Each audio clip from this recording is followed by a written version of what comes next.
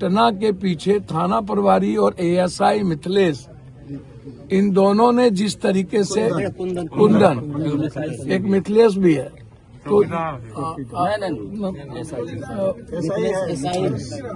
तो उसके बाद ये लोग जिस तरीके से किया, अब आप सोचिए 3 छोटी छोटी बच्ची है, एक 15 दिन की बच्ची है, और मोटरसाइकिल वाला कह रहा है कि ये लड़का कहीं नहीं है, और बिना केस का आप शक के दृष्टि से 1:30 बजे रात में ले जाते हैं, सुबह फिर कहते हैं भाई को आने छोड़ देंगे। मोटरसाइकिल वाला आता है और कहता है कि ये नहीं है, फिर आपने क्यों नहीं छोड़ा? फिर पैसे का निगोशिएशन क्यों करने लगे? तो गलती पे गलती तो थाना करते जा रही है, और 2 दिनों से है वो वहाँ। तो जब 2 रात रहा, 1 रात पहले उसने आत्महत्या नहीं किया या उसने फांसी नहीं लगाई, दूसरे रात क्यों फांसी लगा लिया भाई? यार दूसरे रात भी टॉर्चर, उसका भाई 2-2 बार गया, खाना लेके गया, तो उसके बाद आप टॉर्चर, आपने इतनी पिटाई, इतनी जघन आपने उसके साथ किया कि वो बच्चा मर गया। तो 302 का मुकदमा तो हम चाहेंगे कि हर कीमत पर प्रशासन उस पर लगाए, और एक बार की घटना नहीं है, इसकी पूरी इंक्वायरी हो। हम डीजी साहब को भी और एडीजी को भी हमने मैसेज किया है, और हम सरकार से जरूर चाहेंगे कि किसी भी कीमत पर इसकी नौकरी बर्खास्त हो। किसी भी कीमत पर 24 घंटा से ज्यादा आपको कोर्ट ले जाना है, 48, आप कितना दिन थाना में रखिएगा? आपने 2 रात 1 दिन आप थाना में रखे, लगातार आप पैसे की बात करते रहे, तो इसीलिए फांसी तो सवाल ही नहीं उठता, और हाजत में तो कोई कुर्सी होती नहीं है। बाथरूम का था दीवार, अब आप कह रहे हैं बाथरूम का दीवार, बाथरूम के दीवार पर चढ़ गया, भैया चादर कहाँ से आया?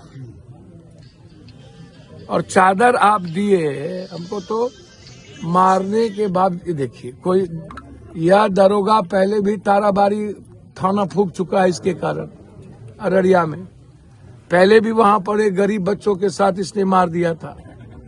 2 प्रेमी तो ये एक, वही बात मैं कह रहा हूँ, जीजा साली की मौत हो गई थी, कोई एक घटना तो है नहीं इसकी। तो ये आतंक का अभिप्राय है, और ऐसे जल्लाद को बचाना सही नहीं है समाज के लिए। जब मैं इस बात को भी मानता हूं कि सस्पेंशन जब हो गया था, तो कुछ लोग जो इस गांव के नहीं थे, बाहर के गांव के, कुछ गलतियां की, उन्हें किसी भी कीमत पर राइफल पुलिस की नहीं लेनी चाहिए, और न ही पुलिस पर लाठी चलाना चाहिए। पुलिस का क्या दोष होता है? दोष तो थाना का था, थाना ने किया, उस पर कार्रवाई की जोर था। हम लोकतंत्र में यही कर सकते हैं।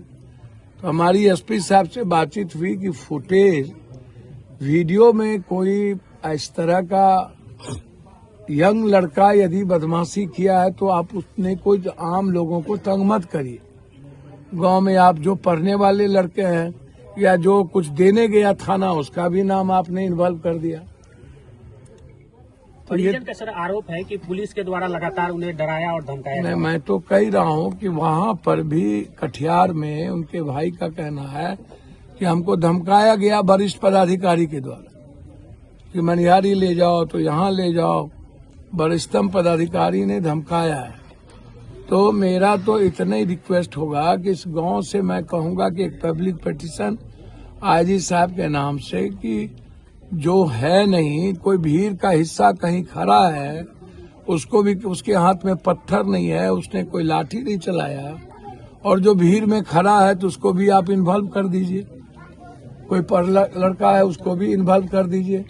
जो व्यक्ति राइफल छीन रहा है या कोई व्यक्ति लाठी चला रहा है, तो मैं समझ में आता हूं कि वो गलत है।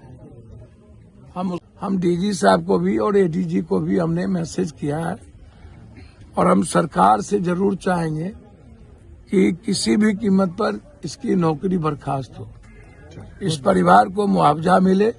बिल्कुल गलत बहाना है, कुछ भी नहीं होने के बावजूद यह कहना कि ये फंदे हैं, और जो लोग सीसीटीवी फुटेज में नहीं है या वीडियो में नहीं है, हर कीमत पर प्रशासन कम से कम वहां जाकर के आतंक का माहौल ना बनाए, ये सही नहीं होगा।